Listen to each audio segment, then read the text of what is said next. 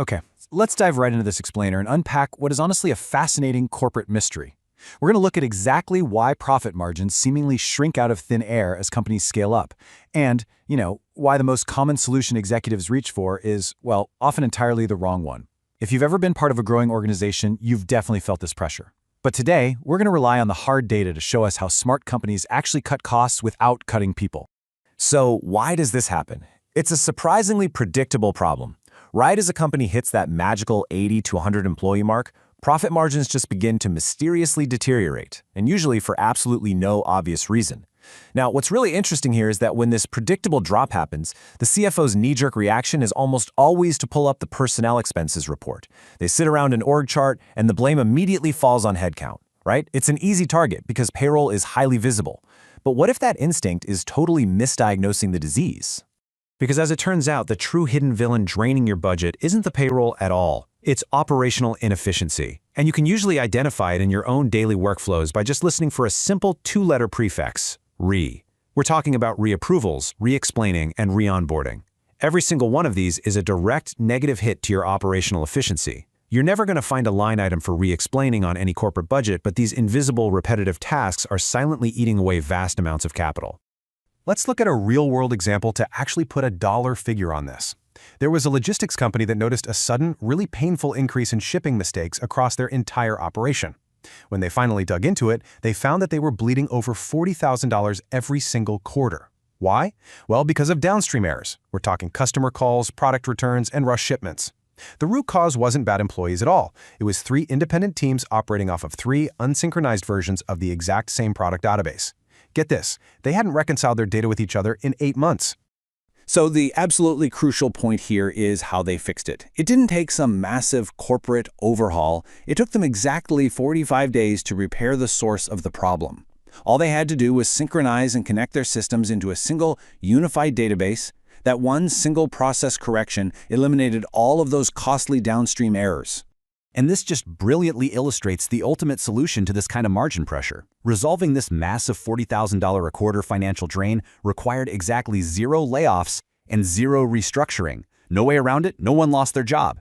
The company just needed the operational visibility to identify where the money was bleeding at the nitty-gritty level, rather than just zooming out and looking at top-level payroll expenses. Section 1. The layoff illusion. Let's see why the typical solution of reducing headcount is actually a hidden financial trap.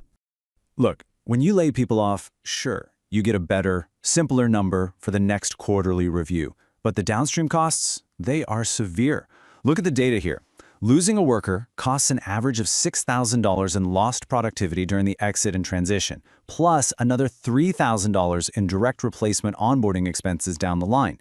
That is a $9,000 hidden cost for every single exit. Meanwhile, according to a 2025hr.com report, investing in retention yields incredible returns. You actually save $3 for every dollar you avoid in recruitment and retraining costs. That makes retention 3 times more valuable than a layoff strategy. Furthermore, what happens to the people who stay? 70% of organizations report that remaining staff face heightened workloads following redundancies, entirely without the capacity to handle it. Think about what that actually means. The broken, inefficient process hasn't changed at all. You just have fewer people doing the exact same inefficient tasks, but now they're in a higher stress pressure cooker with a way lower tolerance for error. Naturally, quality declines.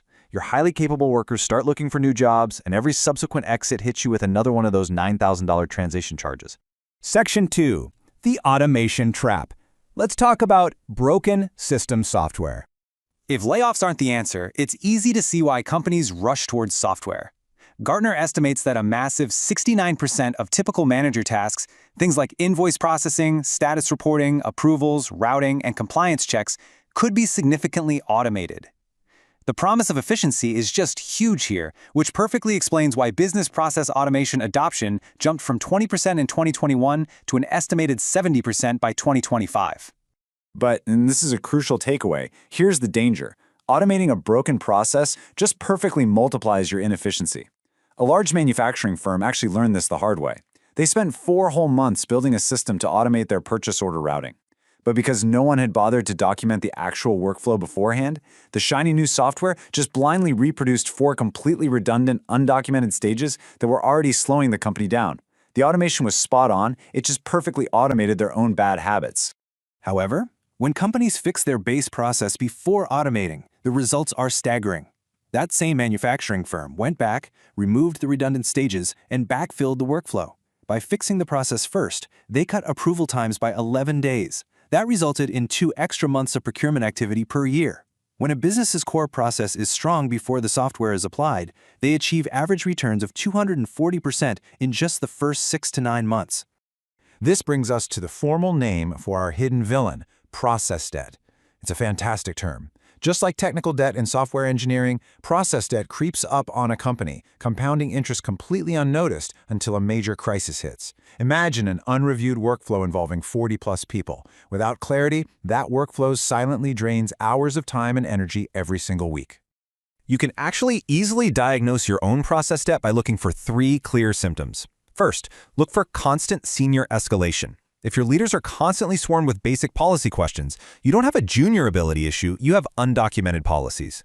Second, long onboarding times, where institutional knowledge is trapped in a bottleneck rather than stored in clear processes. And third, a tangled web of SaaS tool sprawl. During rapid growth, nobody keeps tabs on subscriptions. Now, a typical mid-sized business pays 20 to 40% extra for unused SaaS seats, just funding a cluster of redundant tools that honestly, no one is bold enough to cancel. Section 3. A smarter way to cut. Let's look at protecting those margins. So instead of panicking and making headcount the very first step in a crisis, smart leaders establish operational health as a daily, ongoing discipline. And they follow a very specific order. Step 1, they build visibility into the nitty-gritty workflows. They figure out exactly where the duplicated work and slow decisions are happening. Step 2, they resolve those root process issues, like syncing that database we talked about, or cutting the redundant approval steps. And only then, in Step 3, do they evaluate their personnel needs. You really don't need an expensive third-party consultant to do this. You just need someone with the authority to actually examine the daily work. I'm going to leave you with this final, vital thought to evaluate your own organization's strategy. It's an admittedly difficult story to tell in a boardroom when everyone just wants a quick fix. Yes, trimming the org chart might beautifully balance the budget right now for this quarter. But if your underlying operations are still full of rework, software sprawl, and process debt, aren't you just going to be paying for that exact same cost tomorrow?